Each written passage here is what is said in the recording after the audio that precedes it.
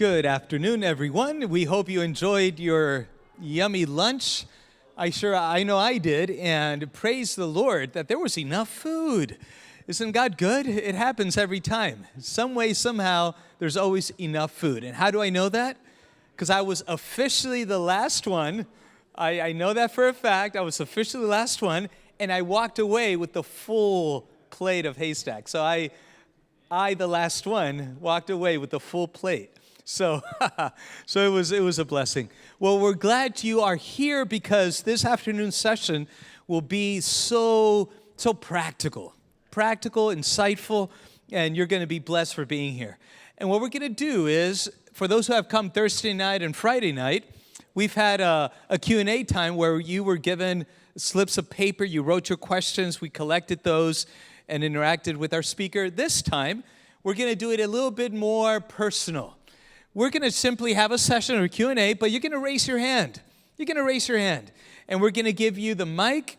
We'll walk up to you, offer you the mic, and you can interact with us in real time. You're going to ask the question, he'll respond, and we're going to be blessed. So that's going to come towards the end. So we listen to the session, then we are blessed with that. But before we begin, weren't you blessed this morning with Heaven's Harmony? Amen? Amen. I initially said heavenly harmony, which could work as well, right? But Heaven's Harmony has blessed us today in such a beautiful way, and I'm so glad that I can welcome them to bless us once again. So as we begin, before we offer our prayer, I'd like to invite Heaven's Harmony to come and offer a song that they will sing a cappella. We're gonna hear the sweet sounds of voices that God has given them.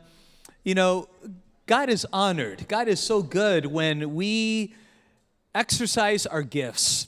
And it is very evident that God has given each one of them the gift of music. Isn't that true? And so we're so thankful. They all come, by the way, from Martinsburg Seventh-day Adventist Church. And they all are part of the church family there, and they are we're so blessed to be able to welcome them here at Living Hope. Thank you so much. What will be the name of your song? Holy, Holy, Holy. Holy, Holy, Holy. Well, may God prepare our hearts as we listen to this beautiful music.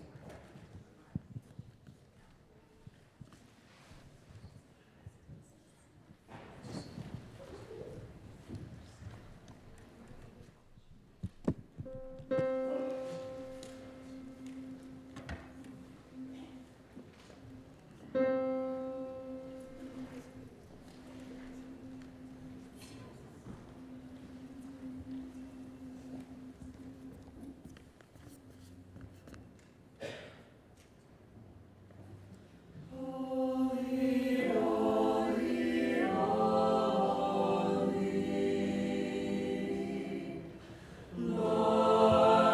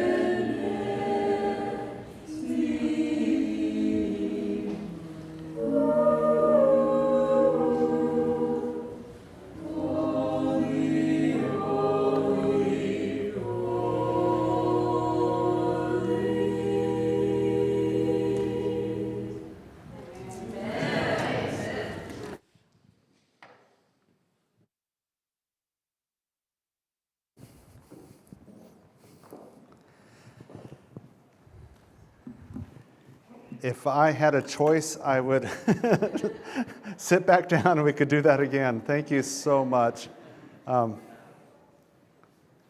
We talked about the mind this morning with the teens, and one of the blessings is God can transport our minds into beautiful places, and using music to do it is such a beautiful thing. So thank you for the gift of that.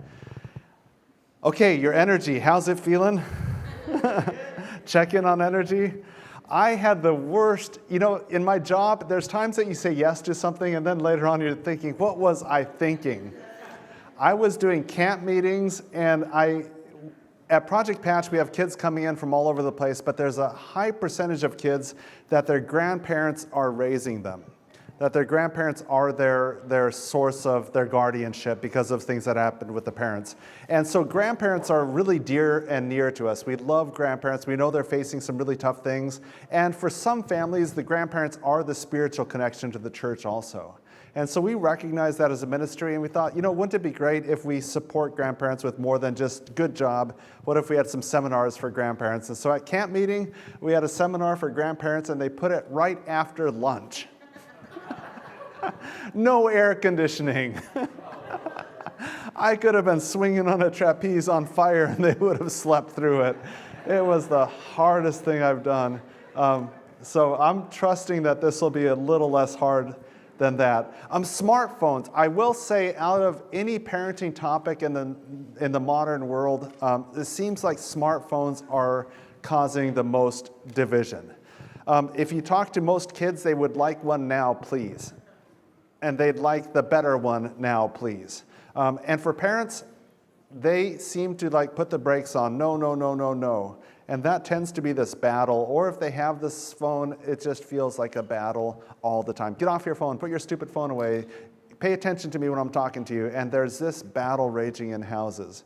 I would like to say that we're going to solve it during this session. I highly doubt it, which I hate to say it. It's just so hard. It's so hard. There's so many factors going with it. But with that in mind, we're going to give a good swing at it, realizing that there's some principles around tech use that I think is important for parents as well as teens to understand. The question that parents keep asking me, do they need a phone right now? Do my kids need a phone? If you talk to most kids, they would tell you when they talk about phones, how many of their friends have them? All my friends have them, right? And when a parent hears that, what's the parent's response?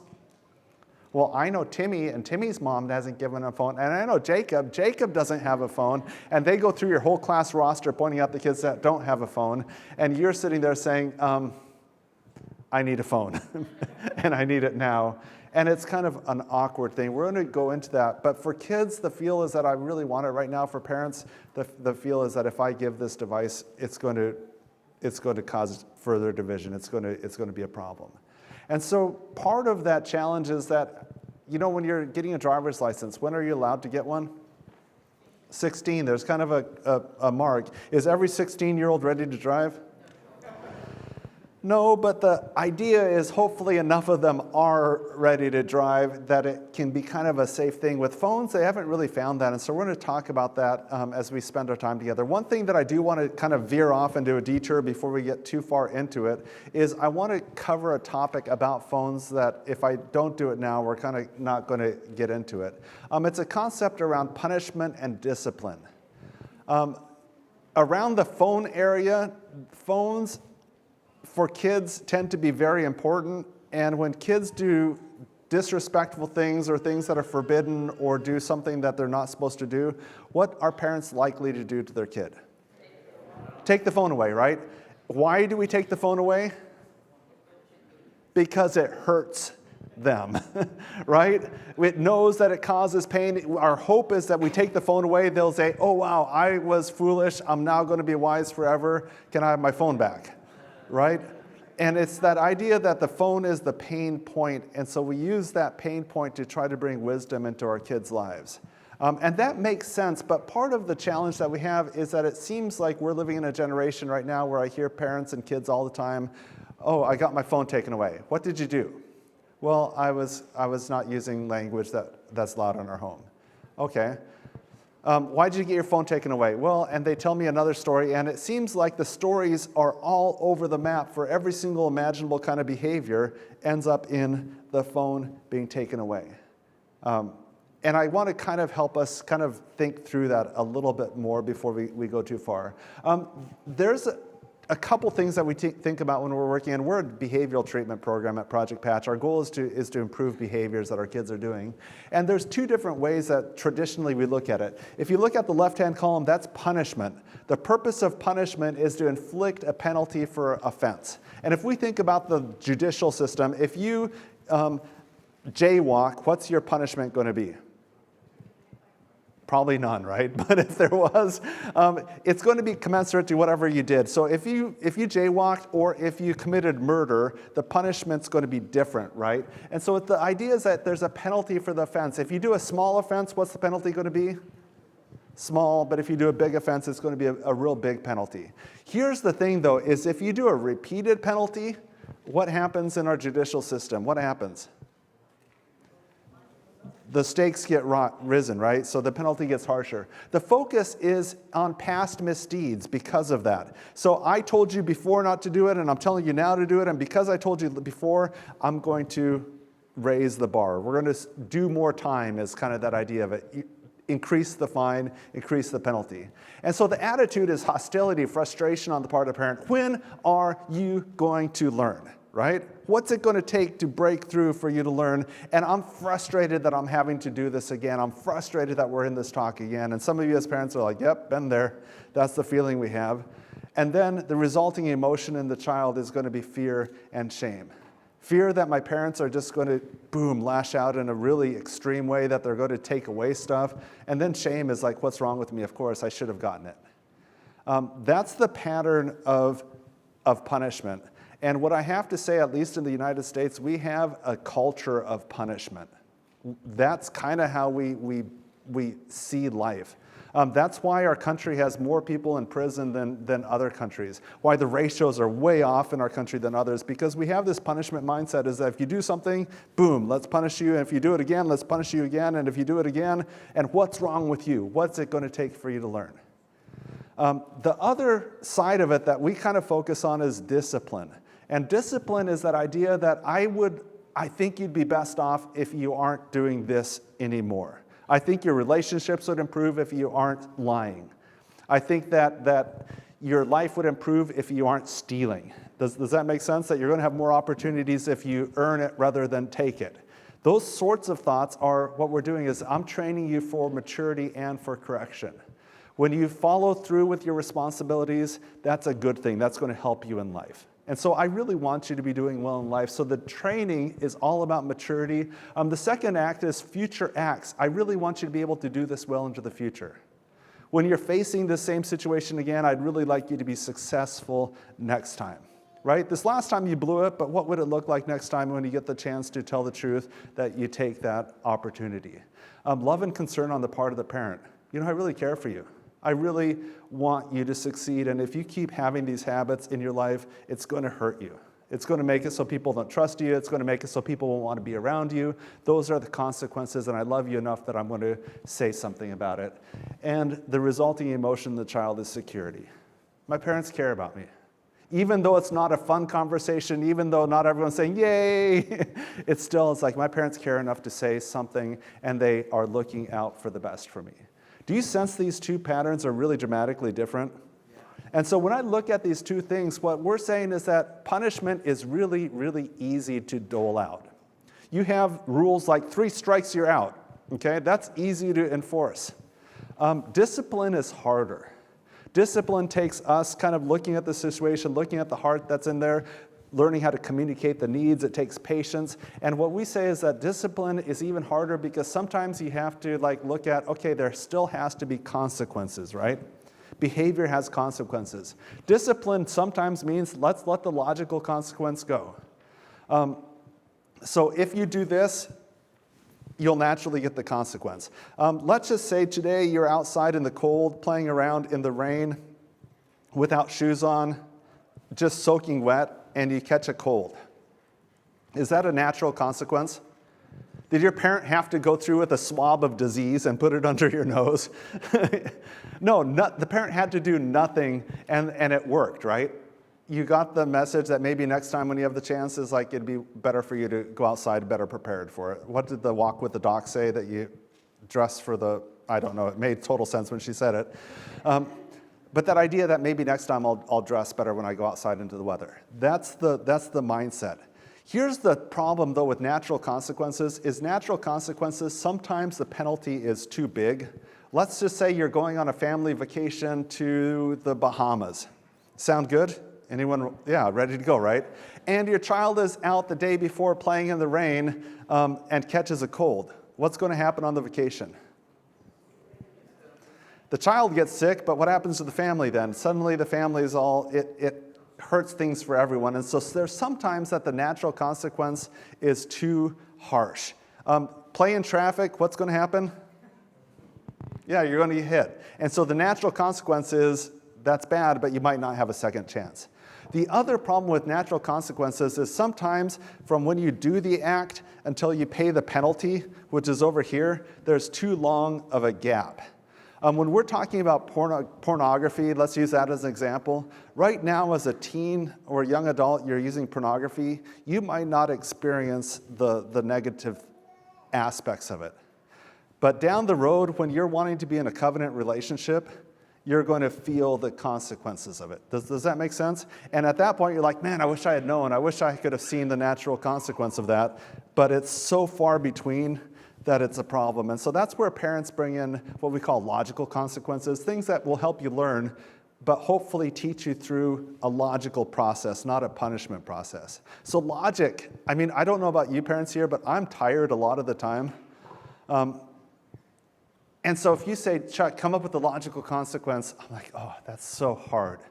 With teens, most of the time, when something happens, a trust is broken or a commitment's not made or some sort of thing happens that's a conflict, what I say is one of the blessings is adding a little bit more time, saying, you know, I'm not sure how to respond because I really want to help you right now, and I'm not sure how to respond to your need because I'd like to help you learn so this doesn't happen again. I'm going to go spend 30 minutes thinking about it. You spend 30 minutes thinking about what needs to happen. Let's come back together. Even if you say, I'm going to go think of a consequence, you think of a consequence, let's see what we're going to do. What I love about it, and teens, close your ears right now. This is secret talk for parents. What I find is that a lot of times teens will have harsher consequences than the parent will. And it gives you a parent to say, you know, that's all right, why don't we try? And you can soften it a little bit. Or as a parent, you've come up with a consequence that is not just take their phone away, cause them pain, but maybe it's a way that you can help them learn. So that's the detour through this, because my struggle is that I think parents know that phones are important, and so they tend to punishment, especially into the teen years, all phone. And what I have to say is it could be stuff having to do with maybe more responsibility around the house. It could be things with certain types of study stuff. Maybe it's a break from one phone app on their thing, or maybe it's reducing the hours of the phone, but just simply taking it away is a real struggle. Last night, we looked at social media, and you notice that for a kid that's out of contact with their friends, that they're actually going to have a higher level of suicidal risk than a kid that knows what their friends are doing. Remember that? And so when we rip the phone out of our kids' hands out of a punishment, sometimes, especially if they're doing it because of anxiety or depression, what did we just do to that kid? We isolated them, we increased their loneliness and boredom. And then we wonder why they're acting out. We've increased their risk. And so part of what I'm looking at is how do we decrease their risk and at the same time have consequences? It's brutally hard, but it's important for us to think about these principles because it's kind of on us to be able to teach. Let's keep moving on this thing. One of the things that we're looking at out of this whole weekend is this idea that for a child to be an adult isn't just reaching a birthday. It's a process of becoming adult. That means I understand how to be responsible. I'm responsible stuff, and that doesn't mean I'm perfect because responsible people make mistakes. And so if you're responsible and make a mistake, you make up for it. You make amends. If you hurt people, you make amends for it. If you break something, you repair it or replace it. That's what responsible people do.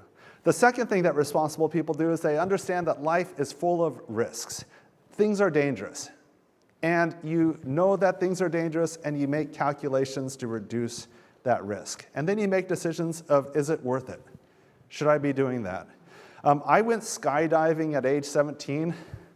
It was awesome. I lied about my weight. It was a bad choice. But it was a phenomenal experience.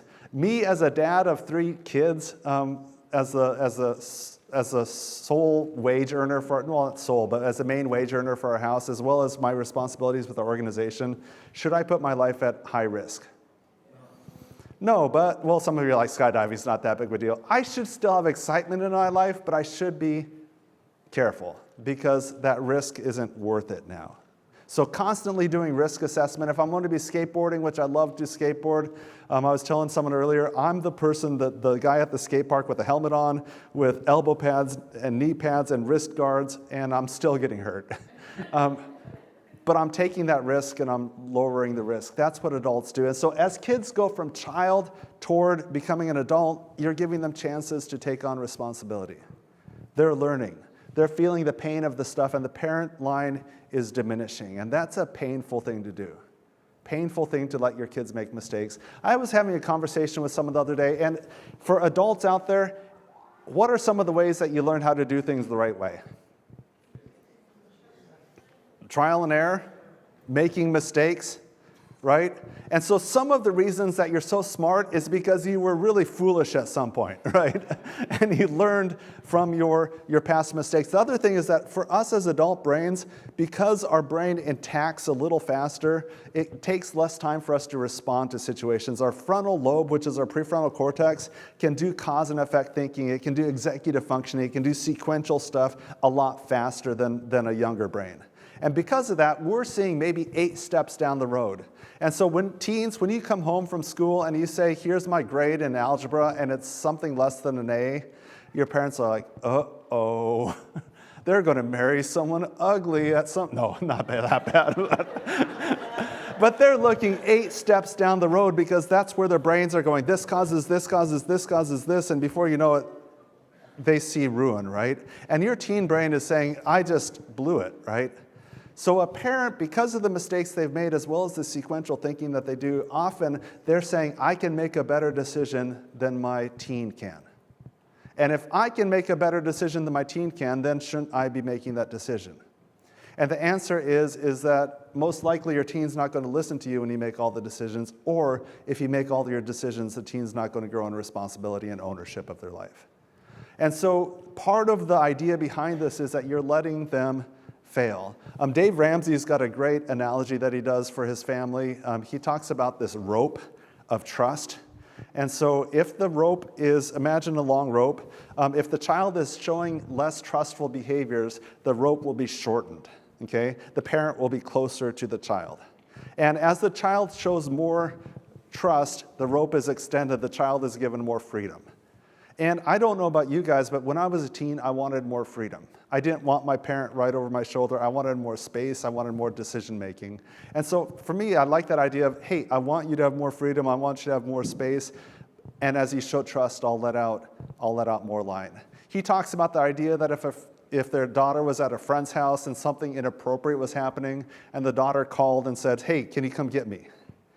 The parent would come and get the child, and what do you think would happen with that line? Would it shorten or get longer? It actually get longer because the parent now has learned that when that child needs a parent and is in a difficult situation, they will call. What if that child says, I'm going to go over to my friend's house, and then when you check to see if they're there, they're actually at another friend's house? Yeah, the line shortens. The interesting thing about Dave Ramsey is that they do this big family celebration when the kid goes off to college, and they hand the rope to the child. Why do you think they hand the rope to the child? Because even if the parent wanted to shorten or lengthen the rope, can they at that point? They can cut the purse strings, and that's kind of painful. But there's things that you can't do at one point. And so the goal is I want you to have life experiences. I want you to learn. I want you to grow in freedom and make some decisions on your own, and with that idea that I think you're going to be successful in the future, but it's going to be painful at times. This line is brutally hard, but when I look at phone ownership, what sort of traits are you looking for a young kid to be able to do on their phone that would start demonstrating readiness as they get older and older? They're not ready for a phone, but what are they showing that would give you one step toward that phone. And for someone that's using technology secretly, hiding the phone every time that you find out that they've got some device and they're trying to hack it, to me that would be, I don't think you're ready for a phone because you take that responsibility and you cause secrecy or different things around it. So as you show responsibility, I am giving you more responsibility. That's the kind of relationship. Once again, it's that idea of that off switch. As they demonstrate with the we that when you say 30 minutes is done, that they shut it off, that'll give them more time. Demonstrating that you can own technology and not be owned by it, to me, as a parent, gives me relief. But if the parent's always making the decision, can the kid demonstrate that they own it? No, not at all. Not at all.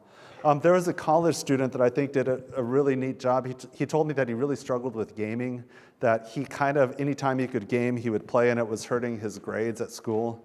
And so he discovered that he was best off if, when it came to for him, the end of the school week, that it was time to play, he'd pull out the console from up in the storage area and he'd pull everything out and hook it up.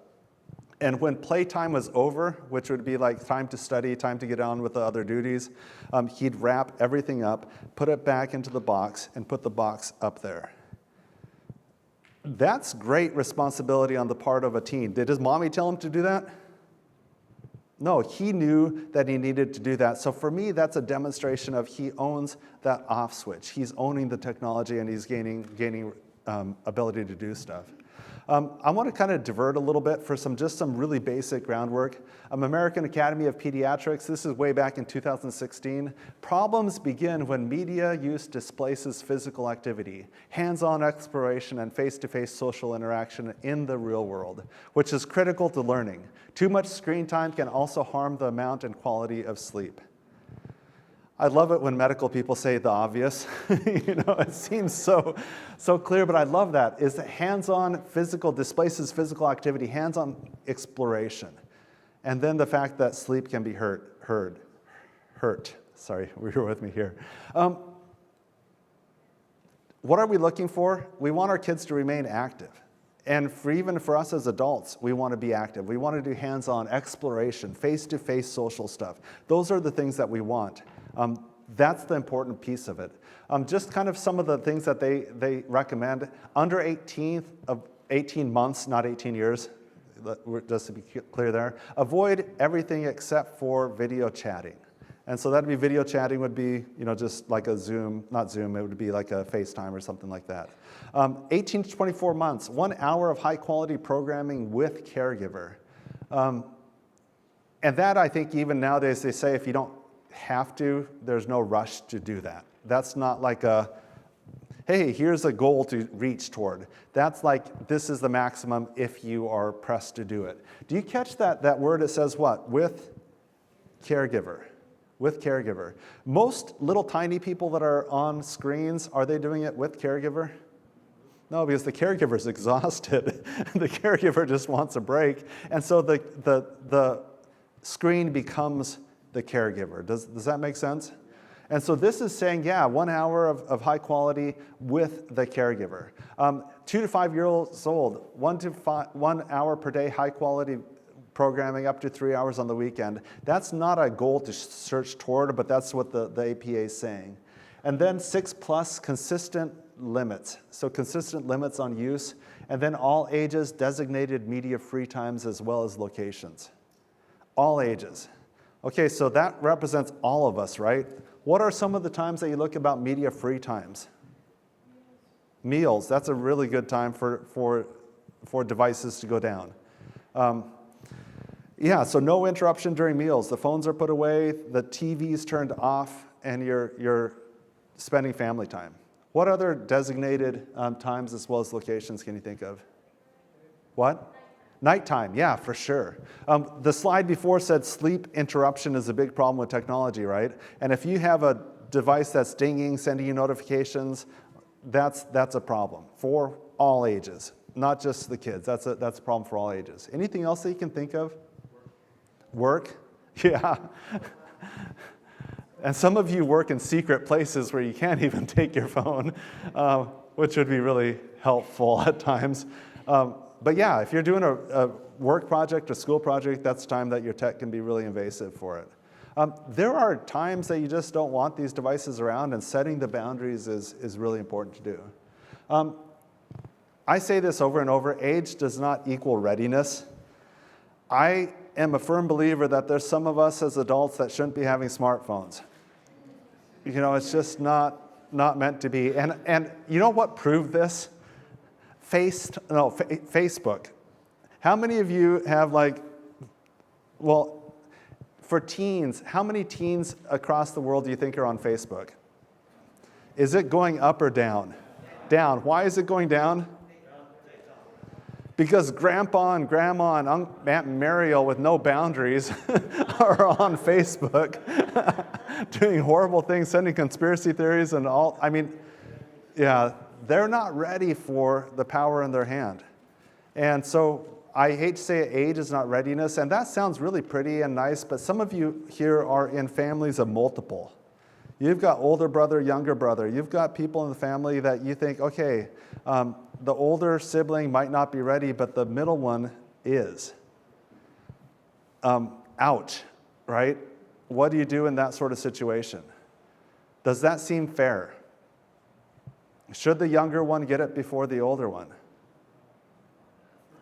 Yes. As the youngest brother, yes, they should. You know my story. Why should they get it? If there is a need and a readiness and appropriateness, they shouldn't have to wait just because the other brother or sister is being disrespectful, not ready, not handling the responsibility. Will that make the oldest one mad? Yeah, for sure, for sure. But will that help that other one maybe encourage them toward behaviors that warrant maturity and ownership? Yeah, we do some of the craziest stuff around fair.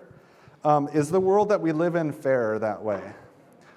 When you're at work, are they going to give you a raise based on, oh, you have to wait till the person that's here the longest gets one? Well, I don't know. I guess I don't work for the government. Maybe that's the way it is. And I work in a nonprofit where we don't get raises. The world doesn't work on those terms, but for some reason in families, we worry about those dynamics, not remembering that readiness isn't age. It has to do with spiritual readiness, has to do with emotional readiness, physical readiness. Trustworthiness builds trust. Trustworthiness builds trust. And that's really what we're looking for, is evidence from that young age that I'm giving you opportunities to earn that trust, to hold that trust. And as I watch you do that, it increases that next level of trust. And to me, that's a real important piece, because when we're handing them a device, when they're getting toward independence on devices, they're holding something that can cause damage. And we've established that already. This is so funny to me. What features do you want and need? Okay? What features are people wanting in a smartphone? So when your kids are begging and begging and begging for a smartphone, the parents are just wanting the kid to stop begging. Okay? A lot of parents want smartphones for their kids because the smartphone will enable them to spy on their kids. They can use that device to know what they're writing their friends about, where they're at, what they're doing. So Find My Phone is like a really important feature. That's what lets you pinpoint exactly where your kid is. And there's parents that are like, okay, I'd like my kid to have a smartphone just for that feature. So I'm reassured that they're okay. I think we're living in a weird world right now. I have 2 dogs at home, and they sit in their crate when they're gone. It's a big Newfoundland and a little Cocker Spaniel. They're really cute. Bentley and Daphne, they have an Instagram page that my daughters have created. But those 2 dogs, when I'm at work, am I thinking about my dogs? Not a bit. We're living in a world right now where people are selling special cameras so you can communicate with your pet while you're at work. And some of you are like, that's a great idea. I'd like more pet time. For some reason right now, we really want to know what everyone's doing, and there's this constant need to feel like I need to be parenting and watching my kids. And so a lot of the features that parents want in phones has to do with, I want to be able to know where my kids, are they safe? Are they not safe? Can they get a hold of me? With our kids, when they were really young and they were needing phones, and they said, all my friends have a phone, can I have a phone? And then they'd say, well, that way I can call you if I'm in trouble. Well, if all your friends have phones, then you have no problem reaching us, you know. But that wasn't an acceptable answer. But that tends to be really one of the motivations that parents have for their kids to get a phone is having to do with safety-related stuff, having to do with knowing what their kids are doing. When kids ask for phones, what features do they want? This is interesting to think about. One of the features they don't want is a phone. They don't want to talk on the phone.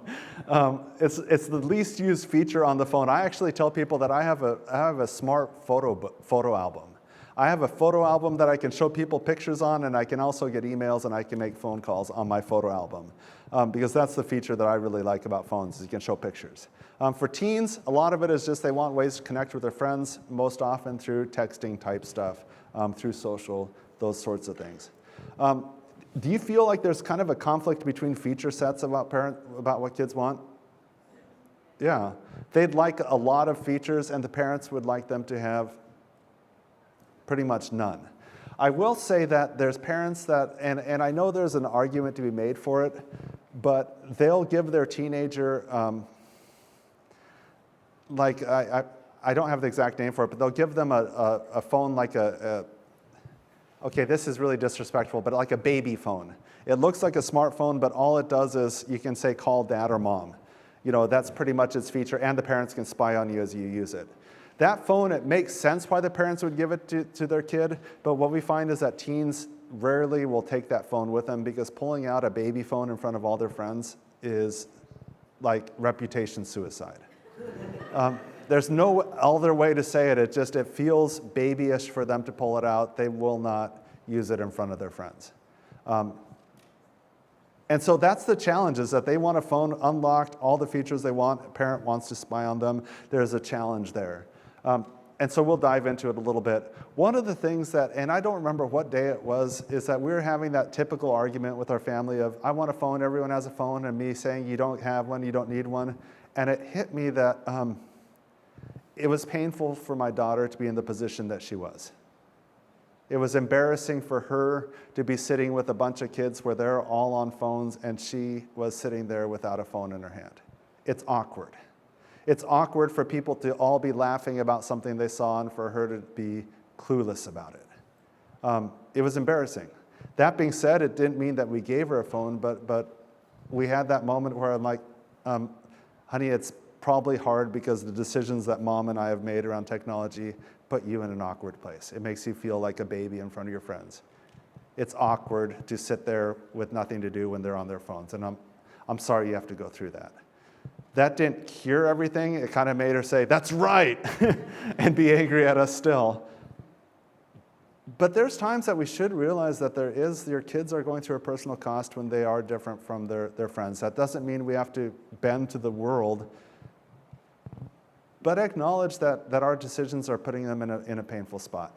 That empathy is real. The pain that they're going through, their discomfort is real, and they'd like it to go away. And that's an important thing, to see this experience from their perspective, because a lot of times we're so busy defending our perspective that we don't realize that they actually are going through something. Some of the riskiest areas of phone usage really has to do with anything that relies on secrecy or anonymity. Any app, and I'm not talking specifically about phone, but any app that's built on the concept of you can keep it a secret or you can remain anonymous, those are huge red flags for me.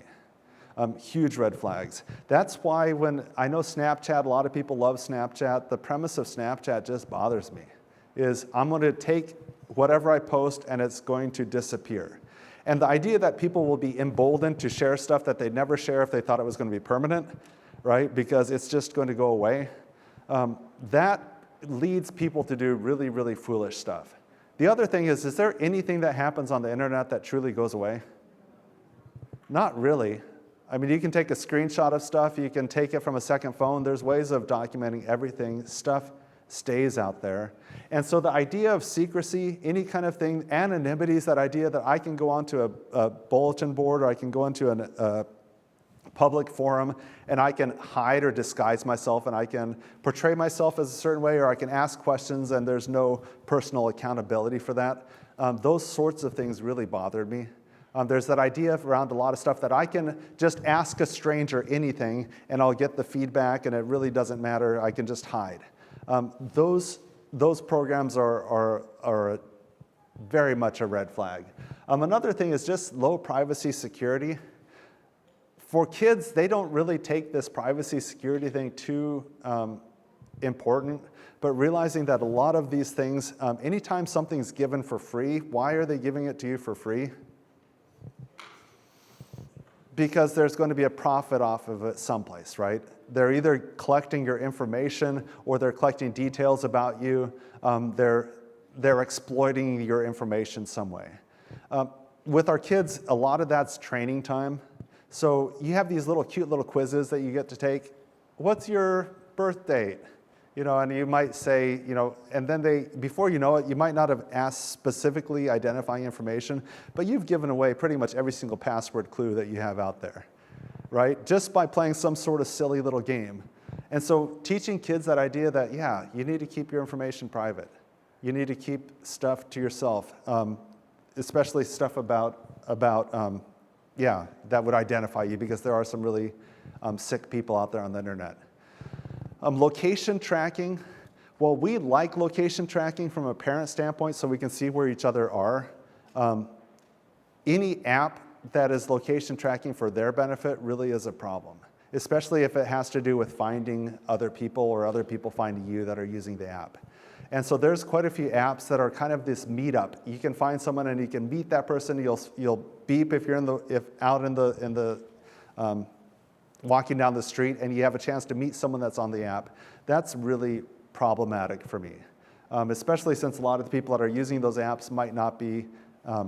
They might be representing themselves as a young child, but they're actually a grown adult or something like that. And you might say, Chuck, you're just exaggerating. I'm not. Those kind of crazy stuff happens. And so we're really careful about location tracking, especially apps that have that involved. Confidence with strangers. There's this idea that you can go online and just share about your life and get advice or get affinity with people. Any kind of app that's like a spell it all, tell it all, especially if it's with people you don't know, to me, I think that's just really kind of a poisonous idea. Once again, confession, we talked about it at church, confession one to another with people that you know in real time can be a really healthy thing, but just spilling your guts online just really doesn't tend to be helpful. And it tends to kind of attract, there's a thing called BPD, borderline personality disorder. These are people that tend to vomit up all their personal problems, but not really take accountability to change them. And I think some of these behaviors kind of increase that, is I'm just being vulnerable, but I'm not being accountable. And we need both of those things to take place. And then just finding people. Any app that's really focused on finding people really kind of scares me.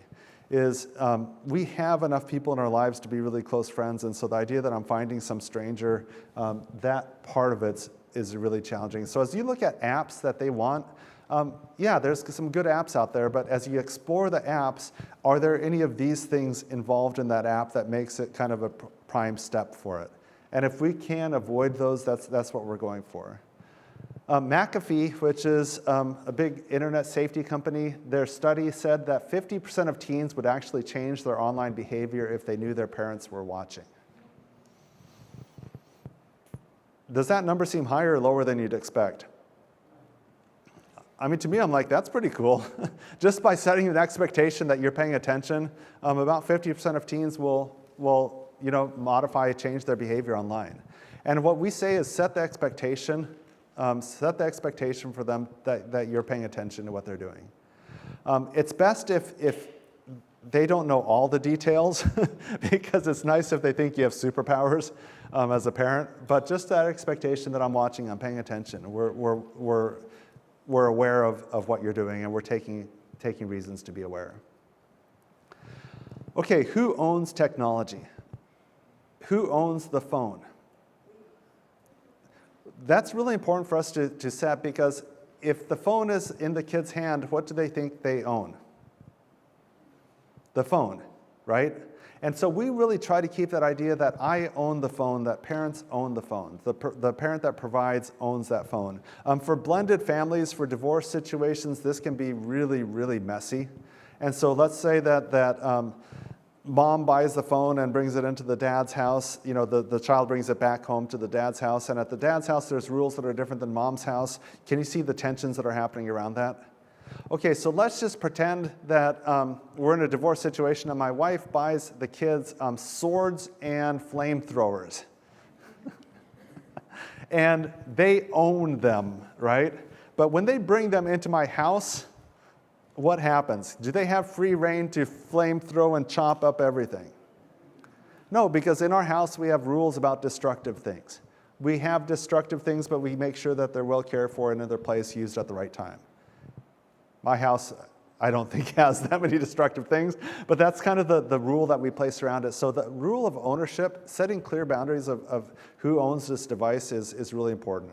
What gets hard about this is that there's certain families that kids already have devices, and so reestablishing that, hey, this is a family device, and even though you might have paid for it or whatever, this is in our home that we can control it. We use a contract with our kids. My kids, when they went to high school age, they got their own phones for the first time. And we did a contract. And that contract was both training as well as some rules around phone usage. I won't go into all the details, but some of the rules are really basic. If I am in the family with Christian and I take a really embarrassing picture of him, do I have permission to post it? No, we have to have permission from a family member to post a picture of the family member. Okay, parents, can you post pictures of your kids, your teenage kids, without their permission? That's touchy, isn't it? And in our family, I don't post pictures of my kids without their permission. Why? Because that's how we respect each other in our family. And so those are the ways we contract things, is that we are in agreement. And my kids surprisingly say yes most of the time if I ask, can I post this? Can I share this with people? The contract also has rules about where the phones go, the times that phones are used. It has to do with behavior expectations for the phones. Things having to do, we'll talk a little bit more, but are they using certain modes of their phone that would appear like they're trying to break the safeties that we have in place? Are they leaving their phone behind when they should have their phone? Are they turning off the Find My feature? Are they doing different things? There's just consequences for doing that sort of stuff. We set the expectation. Why do we do a contract, especially at the start of using a phone? Because you need to set expectations, and your kids will sign stuff when they're wanting a phone. And it's just really important to have that. The other thing that we have is a rule that phones don't go into bedrooms. And so there's a little place outside of the bedroom that you can put the phone when you're going in. It's just a rule for our family. And so all that's in the contract. Expectations are laid out. We studied that thing. We went through it multiple times. We gave them a chance to study it on their own, because that's important. Don't just sign it right away. I'm going to talk to you in another couple days. You'll have a chance to review it. And then if you feel like it's something that you can sign, then we'll talk about the phone. And so that step is what we're doing, is moving toward that contract. There's a lot of contracts out there on the internet for parents and phones. If you're interested in our copy of it, my wife is really good at paperwork, and she came up with most of the details, and we'd be very much open to sharing what we've done, but really make it customized for your family and for your kids and their needs. Some really important things for us is that you don't clear the history. We leave footprints as we navigate the world. That's the expectations. When you're online, you leave footprints. And we want to know that you're doing that. So if I go onto your phone and I discover that all your footprints are gone from what you did on the web, what am I going to assume? You probably have something to hide, right? You've probably been someplace that you don't want me to see, that you're demonstrating that you can't handle the freedom that I'd like you to have. And so we don't clear browser history. For me on my phone, I don't clear my browser history. My wife has all the passcodes and everything, and she can grab my phone and see exactly what I've done, what I've watched on YouTube, what I've done on the web. Why do I have it that way for me? Trust, and it's important for me. I don't like secrets. And so, yeah, don't clear search history. We should be leaving a footprint. And for some of you parents that don't know exactly what that means, ask your kid to show you. And then kids, really do show them the right way to look for their history. You want to see a path that shows everything. One of the real important principles for us is that phones go to sleep at night. For us, it's a 9 p.m. phones go to bedtime. I think earlier would be nice, but it just hasn't quite worked out for us. And so that's a time that phones go to bed. One central place in the family. Notifications are turned off, so things aren't beeping. And that's our principle. How many of you have noticed that stupid comes out at night? Anyone? Regrets come out at night. You do some of the dumbest things when you're tired, or that hitting that energy burst at night. And so what we really want to look at is that teens are highly impulsive. It's just kind of in their nature. And so we want to give that impulsiveness, diminish it just a little bit. So let's just say that teen has a phone at night and someone is pestering them, a boy in their class is pestering her for nude images, for some sort of sexual picture or provocative picture. If she's feeling impulsive, how much effort does it take for her to share a picture of her that she'd regret later? How much work would that take? Click and send, right? Or even not even send, you can do it right from the texting. One step and you've made a really life-altering decision. Okay, let's pretend that parents, this is our back in history time. Let's pretend that you're in 1984 and a guy wants a sexually provocative picture from a girl. What would she have to do? Go to the family camera, make sure there's film in it, right? Somehow, you can't do selfies with those because you're going to be out of the thing, but setting up a tripod maybe even, taking a couple pictures, taking the roll, finishing the roll, taking the roll to do you guys remember, at least in the Northwest now we have all those little coffee kiosks, but those used to be photo development places. Did you know that? Like people sat in the mall parking lot taking film, and yeah, it was an amazing thing. Or you could go to a fancy place where they had a 1-hour film processing, but that cost money, you know? And so you take that roll of film and you have to develop the pictures, and then you have to sort the pictures, because here's the reality is you've got family pictures on there as well as your naughty pictures. And what are your parents expecting to be on there? How many pictures do they expect? 36, and you now have 34 pictures because 2 of them are naughty. And then what do you have to remember is that with the pictures they also send the negatives. The negatives are there also, so you have to do all this work. And then how do you get the pictures to him? Mail them. That's hilarious. You can't text them, but you have to deliver them. So how likely was that to happen? I mean, it's a lot of work, lots of points of like, oh, this is stupid, or I could get caught. And so all along the route, your impulsivity slowed down. Does that make sense? Now with a phone, your impulse can go to really, really fast. And so what we say is if you're at nighttime, nighttime impulsivity goes up dramatically. The other thing is that when we talked in church about horribilizing, when you're tired, when you're sleepy, you tend to horribilize almost everything. It's like, if I don't share this or if I don't do this, then, and you have the consequences. And so for a teen sitting at home that's being threatened about sending an image, or that this guy will leave them, or that they'll tell them something else, they're really susceptible to that at night. And so phones, go to sleep at night. Really, really important. We talk about an idea of dumber phones. And I think this is really kind of a helpful thing to think about, is that when you think about dumb phones, those are the old flip phones that you can barely text, right? That's not going to necessarily work for our modern needs, but a full smartphone has a lot of risks to it. So what we really recommend is taking a smartphone and reducing the features of it to being the features that are needed, dumbing it down. So it does what you want, but it doesn't do what you don't want. And so that's really kind of carefully examining what apps get on the phone. Do they need access to every single app? No. Getting a list of what apps to start with, and that's going to be basic texting. It's going to be basic school type stuff. It's going to be pretty a basic list that they can do.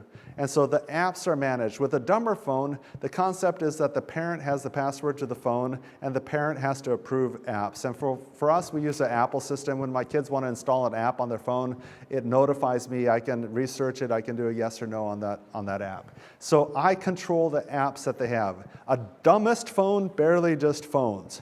But you can add other features to it. A dumber phone also doesn't work all the time. A dumber phone just kind of works part of the time. When are good times for phones to be working?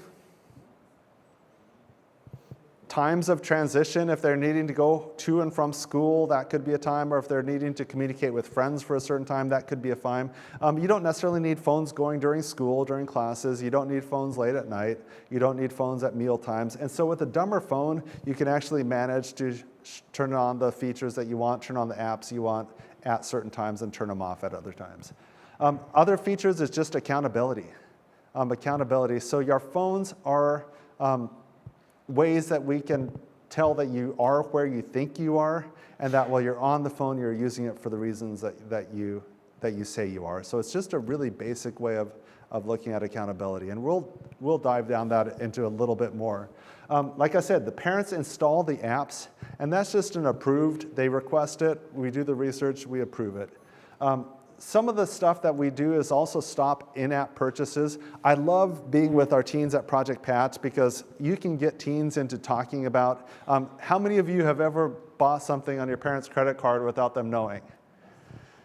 That's a hard question for teens to ask, but if you say, hey, how many of you have a friend who's ever done that? And there's been some kids who have spent some money on Fortnite, I'll just say that. For skins, there's been times that they've snuck credit cards to buy different levels of video game type stuff. And so if you can, on their account, stop in-app purchases, that takes care of some of the temptation to do that sort of thing. Watch for Vault and Ghost apps. What Vault and Ghost apps are apps that look pretty basic. Okay, this is a camera, or this is some sort of calculator type app. But the true purpose of the app is that you can put in a certain code and you can store files there, images there, different things like that. If your kid has a Google or an Apple phone and they ask for a calculator, it's got one, right? And if they're not asking for the scientific calculator that you know they need for their math class or whatever, you've got a pretty good chance that they're probably looking at something that might have a purpose beyond that. Cameras, those are some of the things too. Just watch for the apps. And so as a parent, when you're approving an app, keep in mind that some apps, the Vault is just for hiding stuff. The Ghost apps are apps that look like something, but when you click on it, it's actually something else. Let me think of a good example for it. So the app might look like just some sort of game, but when you click on it, it's actually something really much, much different than that. It'll go to a video archive, it'll be something negative. And so just be smart about those things. We search for hidden apps and folders. This isn't as much of a problem if you set up the phone from the start, but there's ways that kids can hide apps and stuff all over their phone. And so using the search function every once in a while is a valuable thing, is searching for apps by name. There's lists online of concerning apps that parents can see, like top 10 worst apps. You can just go and type those in and just see if it shows up in their search function. It's just a safe thing to do, and that's more or less if you don't have full management of loading the apps in the first place. Times, we already talked about it. Stupid comes out at night. We've experienced that. School, study time, family time. We talked about it earlier, I think last night, that phones really need a break. And so spending 1 hour of your prime life day, 1 hour of your prime day phone free, not like 3 a.m. phone free, but we're talking like set aside an hour in the evening where you're like, I'm not going to use my phone for this hour. Once again, if I'm sitting there with this is my phone and I'm just trying not to use my phone for an hour, that's going to be brutally hard. And so if I'm doing something else, if I'm going exercising, or if I'm talking with a friend, or I'm doing a game that I like, or if I'm doing a puzzle, or I'm doing some sort of activity, then I forget about my phone. And so if you can do an activity an hour a day in which you forget about your phone, adults and kids, that's really, really helpful. 1 day a week, what does that sound like? A Sabbath. Having a Sabbath from your phone. And then 1 week a year in which you're not using your phone, so having that break from it. For some people, that might seem a little too extreme, and what I recommend for you is maybe saying on 1 hour a day, I'm going to shut off all my social media.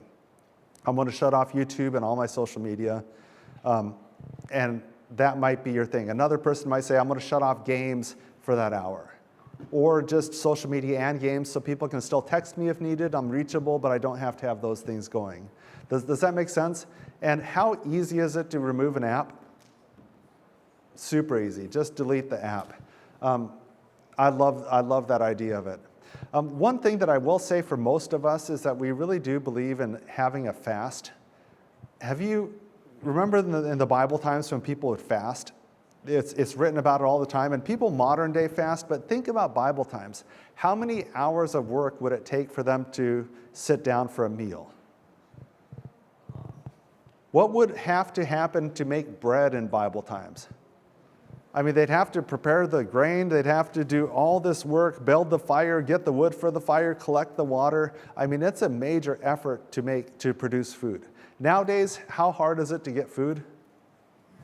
Not that hard. And so when we fast from a food, we're focused on meal time. But if you think about fasting in Bible times, it'd be preparation time as well as meal time, as well as cleanup time. That's a lot of time that you could devote towards spiritual things. And so when I think about fast nowadays, fast from technology, fast from a certain app, getting rid of something that you're using too much, I mean, to me, there's a lot of wisdom there. Okay, and then accountability, filtered internet. What a computer filter pretty much does is if you type in something that's going to give you a bad result, that result is just going to be left off of your results. It might just show that it's unavailable or something, or it might not even show up in your stream. So if you type something that you don't think is bad, but suddenly you're getting bad results, that means your filter is not working. And filter is a super easy thing to install. Most of the phones nowadays, you can actually check the age level, maturity level. Our routers do this work, or you can buy an application that does it all. Something that monitors the internet is really important for accountability, knowing that we're tracking what's happening from our router. So we have information of where people are going, all that sort of stuff. Disabling stealth mode or hiding mode on our phones, so you can't get into a browser mode that doesn't record those things. We really believe in sharing all passwords. And so within our kids, they don't share passwords to each other, but parents have all the passwords for our kids, and my wife has passwords for me. For me, as Chief Executive Officer of our organization, our COO has access to all the stuff I do at work. My computer stuff, my emails, she has access to our computer, the network stuff, all that is accessed. Why do I do that? One is if I get hit by a bus, you need continuity in our organization, but other is that we do best when we don't have secrets. Human beings do best without secrets, and so passwords for everything. I will say for a parent, don't just because you have a password go searching. Kids, if you went into your kid's room and just started searching for no reason to see if you can find naughty stuff in their room, that wouldn't be a real healthy relationship thing. If you suspect that your kids are doing drugs or if your kids have a dangerous thing, if you suspect that, then that makes sense to go into the room and ensure their safety. But just, I'm curious, I wonder if my kid's okay, that's not a reason to break confidence. Same thing online. If your kid's doing fine, don't go snooping around just to find trouble. But it's important for the kids to know that you can if you need to do that, okay? And there might be occasional saying, hey, every month or so I'm gonna just take your phone for a few minutes. I'm gonna go review to make sure that things are what my expectations are. A parent can say that, and that's something that a parent can do. But I'd say if you don't have to, don't. You know, I think it's an uncomfortable thing for kids to do that. Certain kids might need text monitoring, especially if they're younger or if they're in conflict with friends, that you have the ability to, if you choose, see what's going on in their texting stream. And that can be a helpful thing. Or to be able to just use the phone, hey, let me just review your text. Once again, that's not something you do unless you have a concern, just because it feels invasive. So those are some of the accountability type things. Once again, accountability is not a problem. It's not a problem at all. In the Bible, when they talk about cords that are strong, how are they built? Togetherness. Having people in your life that are accountable. In the next session, we're going to talk about accountability partners and how to help when someone's struggling, but that's the next thing. For Apple, we use a thing called Screen Time. It just does usage tracking, downtime, app limits, constant restrictions, account type stuff. You set that up when you set up the phone, and at least with Apple phones, you can go in and the parent can manage that. Okay, it's a fairly basic thing. It keeps getting a little bit better, but that's the Apple thing. If your kid knows the password to their screen time, what happens? It's all ruined. Does that make sense? Because then it's pointless to have that screen time password. And there's tutorials on it. For Android phones, probably their Google Family link is the place to start, just because that comes with the Google phones with that operating system, nearly identical to the features of the Apple stuff. And there's things for it. Once again, what you're looking at is that the parent can manage the time limits. They can use the apps that are on it. They can control the history, how content is being filtered. That's what you're looking for with that thing. And then once again, you can set up the best system with all the firewalls and filters and the best phone management, but what if they're using someone else's phone? What if they're using the neighbor's internet? What if they are the most intelligent kid in the world and has broken every single protocol in your house? They're sitting laughing at you because what? My parents, I got it over on them. But here's the question. If they're using someone else's phone and you know that they've been on a phone for the evening and you go and grab their phone and it shows no activity, what's missing? All their footprints for the last 2 hours aren't on that phone, because where are the footprints?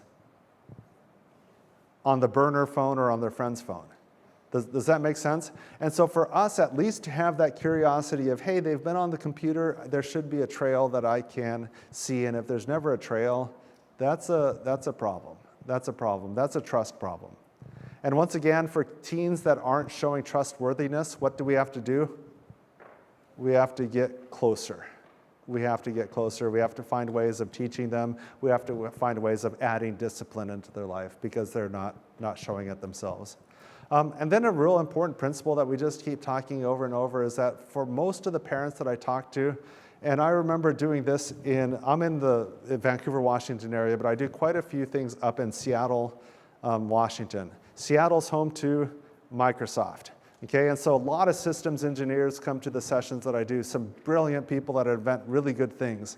And one of the dads I was talking to is like, can't we just build this device, this router that shuts off the internet for this stuff and starts this stuff, and phones that do this stuff? And I'm like, that sounds great, but honestly, you're never going to find a device that can parent your kids. You can't give away your parenting to a computer. It just isn't going to help. And so the end of the day is that our technology is not going to be the parent. Our interaction with the kids as we make decisions about technology, as we make decisions of their readiness for phones, or whether we have to put a pause on that, whether we have to add an app or take away an app, all that is up to how we parent. And that's brutally hard, but it's probably the most important thing we can do. There's a lot that we've covered. We're going to get into recovery soon, but do you want to run around and get the exercise and ask some questions? Yeah, let's do a few minutes of Q&A. All right. You sound great. Let's have a couple of you who'd like to help. All right. So like we said earlier, just raise your hand and we'll take a mic to you. And this is your opportunity to ask our speaker directly. We want to welcome you. We want to take advantage of this opportunity. So don't hesitate. There's no bad question. There are questions that are valid because you're asking them. And so just go ahead, and who'd like to be the first one? Let's take an opportunity to ask some questions here. Let's see. Who'd like to be the first one? A question, please. What should you do with a text that you don't recognize? So the question is, what should you do if they text the person you don't recognize on the other side? Yeah, there's a couple different things that I recommend on that. If they're really young kids, you can set it up so they can only text from within their contact list, which for really young kids, I'd recommend that. Although for really young kids, I wouldn't recommend them having a phone, but that's one of the ways that you can do it.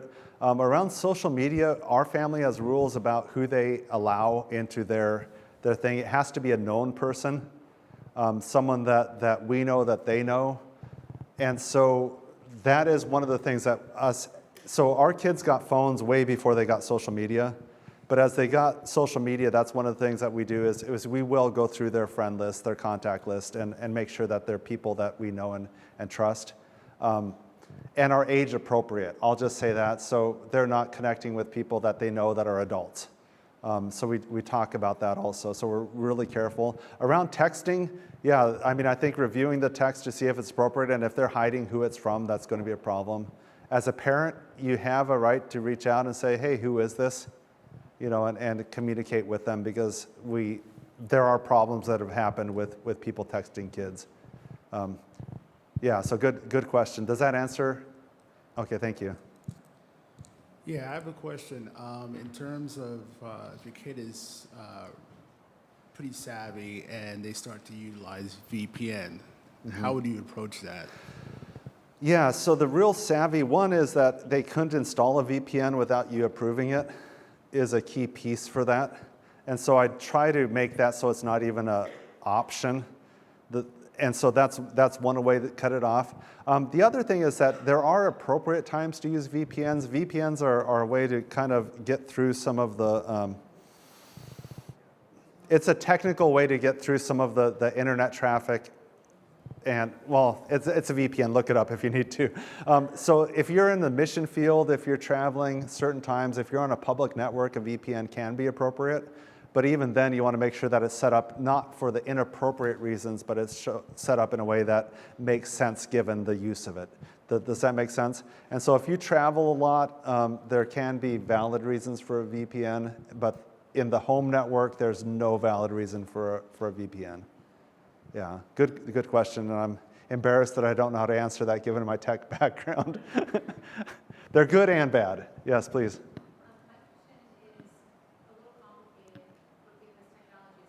Yeah, please.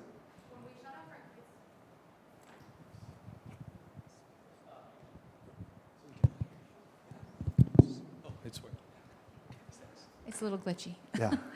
Okay, so when you shut off or limit the apps that your teen can have access to, what we often get pushback in our home is, well, I needed that for school, or the link was sent and I couldn't access it because I didn't have enough time allocated for that app, and I can't log into the computer until I can verify on my Gmail. And it's like this big circle of, okay, well, then we're going to lift some time restriction, but then it just goes back into kind of those bad habits happening. So, for example, like the authenticator that Google puts out for third-party verification is tied in with Gmail, which is tied in with Google Chat. So all of a sudden, you're trying to control, like, because you know that they get distracted during their school day or whatever, and then you limit, but then all of a sudden, I can't do this, I can't do that, mom won't let me, my teacher on online school sent me something, I can't access it. How can we, do you have a resource that we can help navigate there? How do we do that? Yeah, you reach up, you grab your hair, and you pull it out. That's what you do. A couple things for that. I will say that part of what we're wanting them to learn is planning and scarcity of resources when it comes to time. And so when you have certain amounts of time that you allocate toward an app, let's say you're getting a certain amount of time on YouTube, you're getting a certain amount of time on Instagram or something like that. When they run out of time and they really, really need it, that's a good lesson for next time you need to allocate more time. And so it's part of that learning curve of you felt some pain because you didn't manage your time that you were given that well. If it comes to something that like an adult is messing up their life, so an adult surprised them with a need that required an app, that's going to take in that moment, figuring that out. And I will say that is the web of apps makes this really, really difficult to manage. And so the in real life parenting you can't outsource it all into nice little, I've controlled it all and set everything up and now I can leave it and walk away. Unfortunately, that doesn't work that well. So some of those is going to just be a parent saying, okay, you're going to do it. I think of with our 9 o'clock cutoff, I have a daughter that's got a 6:25 in the morning quintet practice that happens some of the time. And those seems like her other students will start planning it at 10 o'clock at night sometimes. And we don't want her to miss it, so do we do exceptions sometimes of, hey, you can respond, or check to see if they've planned it.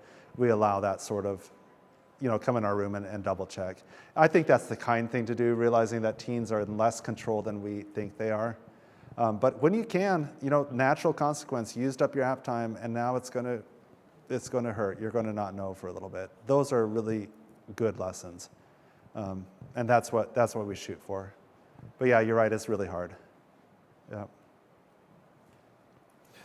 All right. Well, this Right. has been very, very interesting. So what we're going to do next is we're going to take a short break, 10 minutes, just enough time to get up, stretch around, move around, take water, go up and down the steps. Just take a little break, and then we'll be back at 3:30. So before you leave, Chuck, give us a little sneak peek. What can we expect at 3:30? We're talking about recovery. So we're talking about what to do when you're stuck or when you have a friend that's stuck. So it's practical steps of breaking free from these things in recovery.